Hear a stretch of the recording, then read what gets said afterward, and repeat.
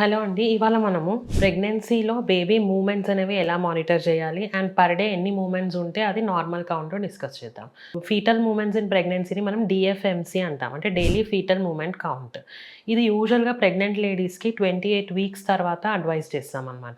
ఇది ఎందుకు అనంటే బేబీకి మనకి బ్లడ్ సప్లై అవుతుందా లేదా అవన్నీ తెలుస్తాయన్నమాట. ఎందుకంటే బేబీ మూవ్‌మెంట్స్ తక్కువ ఉంది అంటే immediate you should seek medical attention అనమాట.